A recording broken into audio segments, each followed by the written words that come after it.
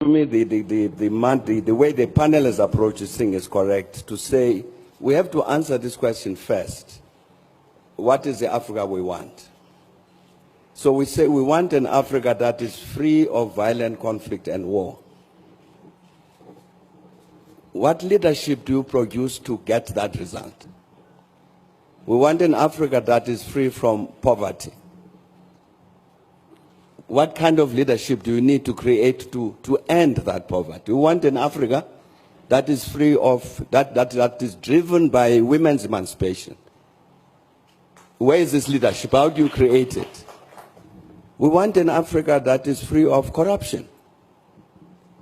How do you produce this leadership that is not corrupt? Now, these are the questions that we got to answer, these practical things that President Kagame was talking about. And it's not an easy question to answer. But I think critically, and we were discussing this thing yesterday, critically, we need a critical self-assessment of ourselves as Africans. To say, as President Kagame was saying, we've been discussing this thing about the quality of leadership, challenges we face for a very long time. But when have we sat down to say, now let us assess, you Thabo Mbeki, were president of South Africa for so long. Let's assess your performance. Did you provide this kind of leadership that is suitable for this Africa that we want? Where did you go wrong? We got the African peer review mechanism, which President Obasanjo can speak about. That's part of what it was supposed to do, so that we sit as peers to say, no, but the President, you are misbehaving. You are stealing public resources. You've accessed power in order to put money in your pocket. This is not the leadership we want. But we're not doing that sufficiently because we're afraid.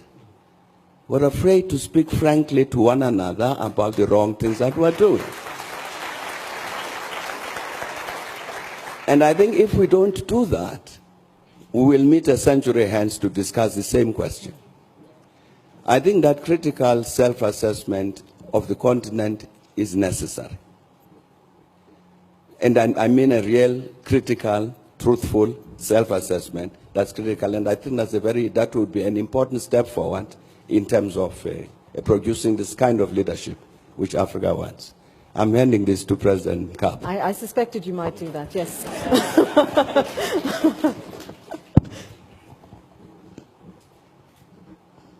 What a cruel gesture, Thabo.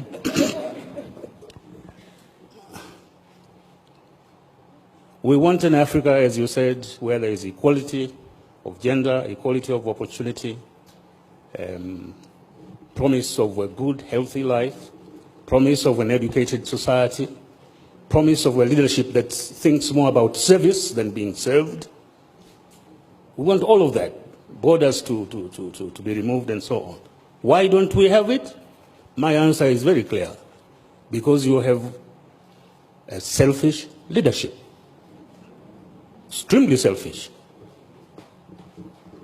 We often think of the problem of leadership as being the problem of the leaders alone. Fine. They must be defined, have integrity, have all those we want. But to succeed, they must be able to implant those attributes in the population. Their political parties must be organized in such a way that they reflect those values and embody those aspirations in their political interaction. If they don't, you have trouble. We are multi-ethnic societies. What basic values have we embodied in these societies? Equality? Or is it diversity? How do you convert diversity into strength rather than diversity as a cause for war and internecine fighting? Can it be done? It can be done. It's been done in centuries before, in Europe and elsewhere. Why can't it be done in Africa? But we don't have the will because we are selfish. We are concerned of the here and now in the seat I am in. That's wrong. We have, it's ironical that you have a continent with the best natural resources of any others as of today. But they are being exploited for the sustenance of those who enslaved us and continue exploiting us rather than being exploited for our own emancipation. Why? Because you have a leadership that does not recognize the degree of present-day enslavement, economic enslavement, and the necessity for emancipation. It's ironical. We talk about development, but we don't stop in time to define what development in our kind of situation is.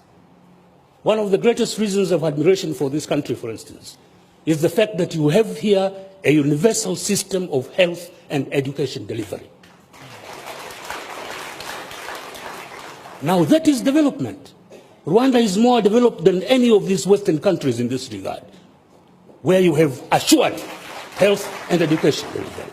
So we really must rethink where we are, why we are, what we can be, and how we can. I agree, women, youth, and all those things. But internally, the fault is in us, dear Brutus, not in our stars. Thank you.